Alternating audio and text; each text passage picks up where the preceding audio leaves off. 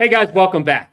Today's video, we're going to bypass the surface level retail hype that's out there from Micron because I want to deliver the exact institutional blueprint that you need to hear 48 hours before Micron drops their monumental print onto the street.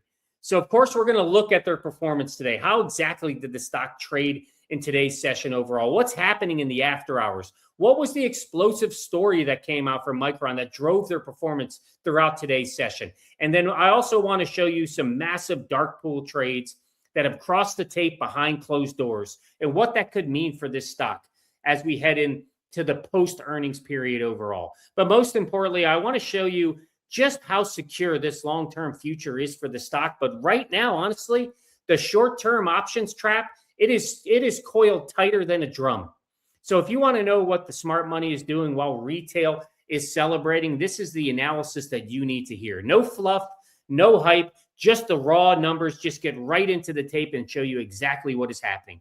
So if you haven't done it though, first, make sure you hit like, make sure you hit subscribe to the channel. Guys, as always, I appreciate your support. Let's continue to grow this community together. But let's jump in and take a look at what Micron did today.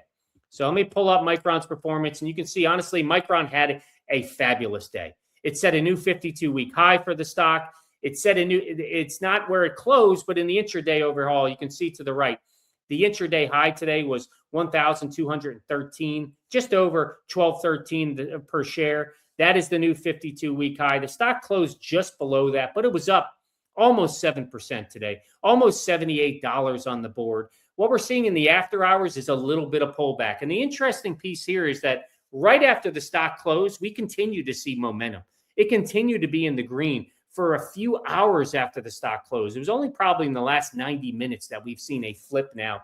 And we've seen the stock pull back probably to getting close to look about 3% now, $34 on the board, pulling back towards 11.77 overall. So I think when retail investors see this pullback overall, they're going to begin to panic, and they're going to think that the cooling off period has started earlier than the opening bell on Thursday. You know, the question was, will we continue to see a ramp up with Micron all the way through to Wednesday, right when the print drops, and then will we see a cooling off, or will we start to see a bit of profit taking ahead of time? And it looks like right now we may start to see a little bit of profit taking ahead of time. The stock reached a new high.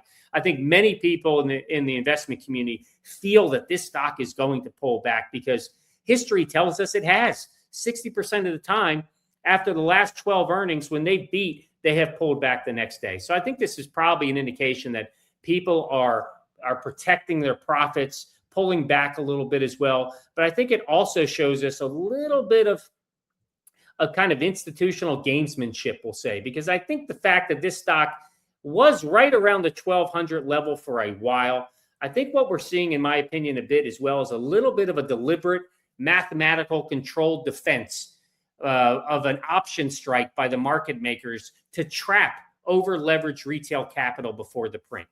And the reason I say that is I want to show you a couple things. First, let's take a look at the candle chart.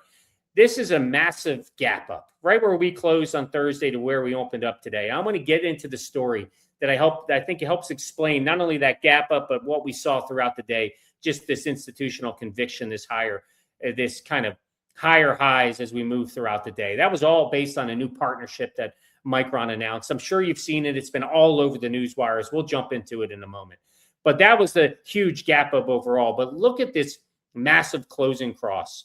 You can see this last 5 minutes, the stock just catapulted. Look at the volume underneath it across the board. Look what it did to the RSI here. You can see right at the close. And that you can see when we jump over and take a look at the stock trades, the block trades overall. So the top of your screen is the closing cross. 5.4 billion, over 4.4 million shares right at the last second, right at the close of the market, right at that trade price or the closing price of 12.1138 overall. So that is a huge kind of just closing cross. One of the bigger ones I've seen, honestly, with Micron. But if you look right below it, 5 minutes before, within that 5-minute window of close, we also had the $720 million trade below the closing piece, but that definitely jumped it up. That jumped it up, and the closing cross is what sealed it and pushed it up from where we were right before at 1193 to where we closed at 1211. That amount of capital, that volume that came in just drove the stock like that last candle that we see that jumped up so violently. But if we look what happened after that too, the conviction just didn't stop there, or the buying didn't just stop there as well. We also saw right about 18 seconds later a $443 million trade, right at the 1211. We saw $140 million trade. If we jump ahead by about a minute or so, you see another $462 million trade. We see two massive $645 million trades, all at the 1211. This was in 3 minutes and 4 minutes after the close. And finally, up to about an hour or so after the close, we have a $120 million trade, 100,000 shares, right at that 1211.38 as well. So it's clearly showing us that capital is aggressively positioning their chess piece. The big money is aggressively positioning their chess pieces behind closed doors right now. You can clearly see that they are clamping this stock right about that 1200 level publicly, while sweeping billions privately across the board. So today we're going to look at the exact mathematical evidence that is showing that while the long-term future of this stock has never been more secure, the short-term options trap has just been coiled tighter than it. But first, let's jump over and take a look at why Micron just showed strong conviction throughout the day. It's all related to this partnership, this story that hit the news wires, and I think it just caused the stock to rally. A lot of individuals, a lot of analysts put this as the primary reason why we saw the stock move the way we did today. It's part of the reason overall, in my opinion, but let me go through the details of it. You can see that, the biggest piece here is they're now acknowledging that this partnership, it just proves to the community, to investment community, to all the analysts that memory chips are now critical pieces of the AI hardware. We've talked about on this channel quite a bit how they are the infrastructure overall. It's not just a commodity play anymore. But under the terms of this deal, Micron will collaborate with Anthropic to optimize memory and storage supply technology across various AI workloads. They also disclosed that it had invested an unspecified amount in Anthropic's Series H funding round overall. So as I mentioned, this drove strong conviction for the stock overall. But guys, we need to not look at this as a standard supplier contract. This is a fundamental confirmation of everything we've analyzed regarding the memory wall. Anthropic isn't just buying off-the-shelf silicon. Their core engineers are working directly with Micron to co-design memory and storage subsystems to optimize token economics and to power efficiency across the frontier models. The leading software developers on Earth have now realized they can no longer optimize AI through code alone. And if you don't co-develop with the physical hardware layer, your software models will starve. You are witnessing an absolute high-stakes supply grab by an organization that knows that HBM capacity is entirely sold out through the rest of the calendar 2026 and deep into the 2027 year. And to put this kind of what the sheer scale of this partnership means for Micron and all the moves that they've made, and just to show you how big this company has grown within the last year, I created this picture just to give us a look of what Micron's 2027 net income looks like compared to some other big hyperscalers across the board. And they are neck and neck with Apple, as you can see. So when we're looking at forward net income projections through calendar year 2027, you can see that Apple right now, and this is based on Wall Street consensus estimates for each of these companies that you see on the board. You can see Apple is set to have $142 billion in forward net income of what their net income would be for 2027. Look how Micron stacks up next to that. Almost $137 billion, well above Amazon and Meta on the board as well. So I think for many people, when you see this picture, it might be astonishing just to see how much Micron has grown and the scale of the company now compared to an Apple and Amazon and a Meta across the board. Because if these projections prove even directionally correct, it would represent one of the most dynamic shifts in mega cap profitability leadership that the market has ever seen. So this structural shift was validated this morning as well in a groundbreaking report from Bernstein. I want to pull that up because Bernstein broke, you can see here, Bernstein lifts price targets on memory stocks to reflect higher HBM prices. A few things I want to go through here, and I'll show you the price targets for Micron that they landed on. But Bernstein raised its price targets on memory chips, Samsung, SK Hynix, and Micron. So all of the HBM players across the board. And they, for a couple of reasons. One here, their key argument, and let me highlight this article, their key argument is that HBM prices need to rise substantially to close a widening profitability gap with conventional DRAM. Since the third quarter of 2025, conventional DRAM prices have surged roughly 4.5 times, while HBM prices locked in by annual contracts have barely moved. So what Bernstein says is they're modeling a 2 to 2.5 times increase in HBM prices next year, somewhat below what would be needed to fully close the gap, on an assumption that suppliers recognize the importance of keeping HBM affordable for the AI ecosystem. So essentially what they're saying is that, DRAM has gone up significantly, right? In that, but HBM has not. HBM prices have been locked into rigid annual contracts, and they barely budged. Right now, a single wafer of standard DRAM generates over twice the revenue and nearly 3 times the gross profit of an HBM wafer. To close that gap and to stop suppliers from abandoning HBM production, Bernstein models that HBM prices must skyrocket, as I showed you, 2 to 2.5 times higher next year. Hyperscalers are going to have to pay up, inflating total AI infrastructure spending by as much as 30%. With Bernstein calculating that their fiscal 2027 earnings models sit at a massive 38% above street consensus, the long-term structural model for Micron and for the price target that I believe that it'll hit by the end of this year, which is $1,500 to $1,550, it remains entirely ironclad. But ironically, the stronger that this long-term thesis becomes, the more dangerous the short-term setup becomes. The market has effectively priced perfection into the tape. The stock no longer needs bad news to fall. It merely needs good news that isn't great enough. So let's look at some of the options data and what that looks like going into the print for Wednesday. And you can see on your screen, we've looked at this options overview for the last couple videos. I want to pull it back up because we're seeing movement in it again. Right now, if you look at the option overview, the implied volatility, which is at the top of that left-hand column, you can see it is pumped up to 107.42, which puts both the IV percentile and IV rank at a flat 100%. And as a reminder, the IV rank at 100% means that options premiums for Micron have never been more expensive over the entire past year. But look at the expected move directly below that, the last line in that left-hand column. You can see the expected move is at $135.06, over an 11%. This means that if you buy a retail call option today, the stock has to move more than $135 just for your option to break even and avoid losing the value to a violent IV crush the second that the press release hits on Wednesday afternoon. Now look at the bottom right over in the earnings estimate. Let me pull that up here. You can see the average estimate right now is sitting at $20.81. Remember, Micron's guidance was $19.15. So we're seeing the street set an astronomically high threshold for the stock. We know that Goldman has put out over $22 for earnings per share for the stock as well. So this $20.81 that you see on the screen right here, that is modeling a mind-boggling over 1,100% year-over-year growth rate. You can see that at the bottom on the growth rate expected, and it's kind of highlighted in the green for the board.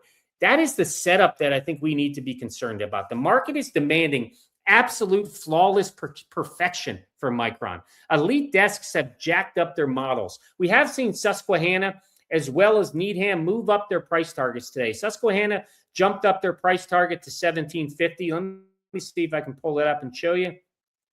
You can see, well, Needham is $15.50. Bernstein went up to $1,300. Both were $500 before. Susquehanna also went up to $17.50 today. So we are seeing institutional desks just price Micron for perfection right now. With the stock pushed to a vertical 12.11 where we are right now, we're closed today at a new kind of all-time high for the stock. A massive amount of good news has been priced into this stock before a single earnings envelope has been opened overall. Now, I want to shift gears a little bit because understanding the high risk management matrix, this is what gives this channel institutional clarity to spot massive mispriced entry windows that are opening up across the broader memory sector. So that brings me to Western Digital.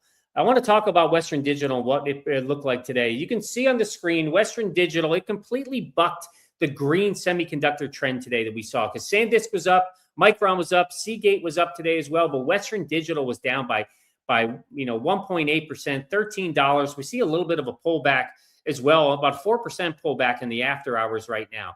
So this stock flushed down further than the others. And retail traders are looking at a kind of a sea of red with Western right now and wondering if the fundamentals are broken with this stock. Is the run over across the board? But there was a factor today that I want to discuss that I think attributed to part of the movement that we're seeing across the board. Because today, Monday, June 22nd, was the official closing deadline for Western Digital's final private equity swap agreement.